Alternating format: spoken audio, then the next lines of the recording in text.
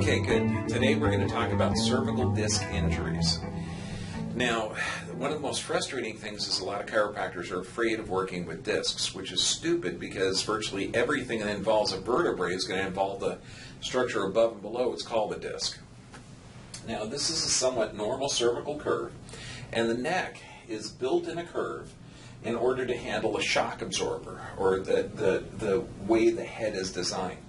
Now, the facet joints, and those are the joints on the posterior aspect of the spine, are designed at 30 degrees in the neck to maintain what's called a lordotic curve. Now, the way you can tell a normal curve is by incorporating the hard palate.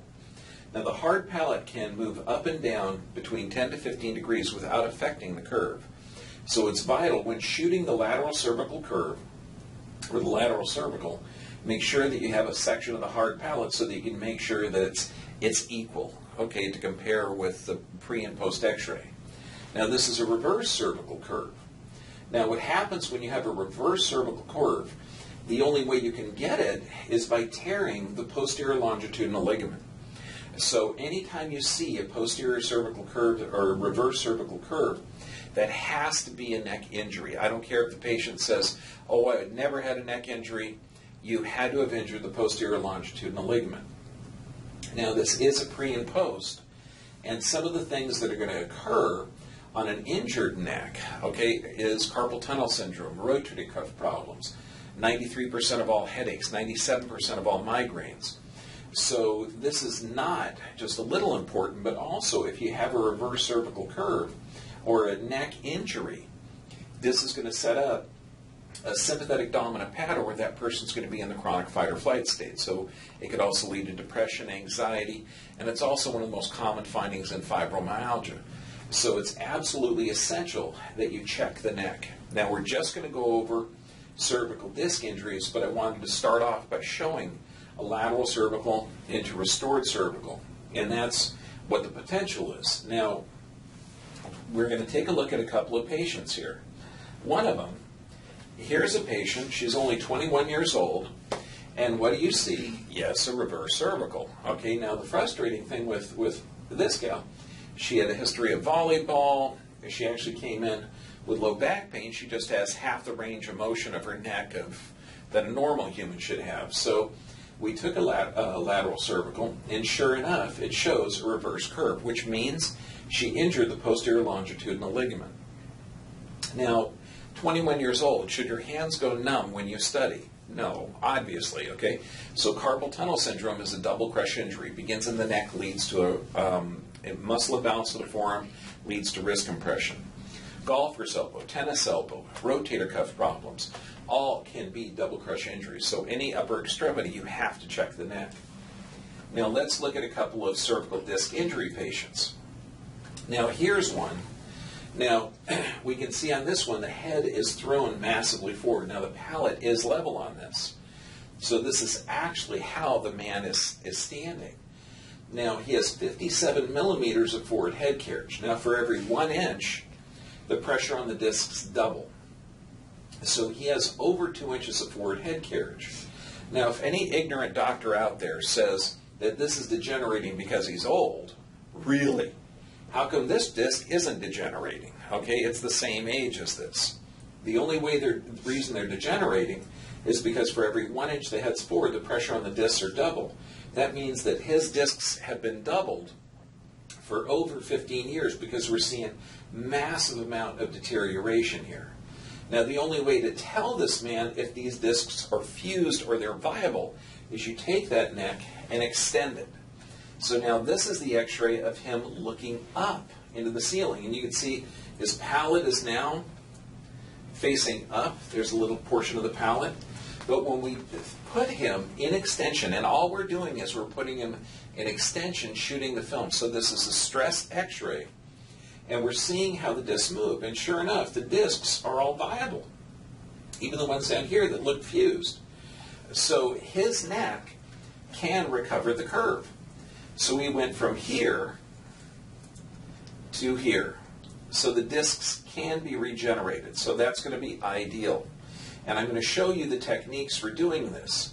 But first you have to be able to tell the patient with confidence This patient here, yes, that disc can be restored, or the spine can be restored. Now, the frustrating thing with most people is they're going to get an MRI laying down. Now, that's completely biomechanically incorrect. You're not going to get appropriate disc motion or disc position from being in this position with gravity forcing it down. So if anyone comes in with an MRI in the supine position, it's inaccurate for a couple of reasons. One, you're laying on a flat metal plate, which is going to change the disc position. The only way that is accurate on an MRI is a weight-bearing MRI. So that means that the person is seated or standing so that that 15-pound head is pushing down on the cervical spine, and then we're able to see the structures involved accurately. So a non-weight-bearing MRI is completely inaccurate and not appropriate to gauge your therapy on. A stress x-ray is, because that shows the dynamic motion of this. So now let's look at another case. This case is a little bit more interesting. Now what we're looking at this, he's got preservance of the disc space, but we're also seeing bony deterioration out here and bony fragments. So when we see this preservance of the disc space with bony fragments, we can say that perhaps that's not degenerative disc disease. Perhaps this could be beginning Faussier's disease or diffuse idiopathic skeletal hyperostosis at the very early stage. Some people say you need at least 3. Some people say you need flowing hyperostosis.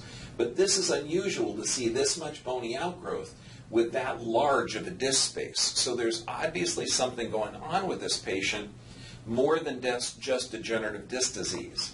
Because in the typical degenerative disc disease, we're going to see loss of disc height with bony deterioration. So this patient is a little bit different there, where we could have an autoimmune component. But what do we do to see if we can get this patient corrected? Again, we put him in extension. And sure enough, there he goes in extension. The discs show viable, where they're narrow on the back, wide at the front. All of them are moving. So this patient is going to function well. Now, he came in with the story that he had an MRI laying down, and it showed a cervical disc injury. Now, when we put him in extension, he actually didn't have any pain or didn't have any aggravation. So this is going to be ideal. If you have a patient who, when you put in extension, they come into pain, or they can't move it at all, or they have virtually no extension, you still can treat that patient, and I'll show you how. You may have to get them out of an acute pain stage before you can get them up to the stage where you can take that stress x-ray or that extension x-ray.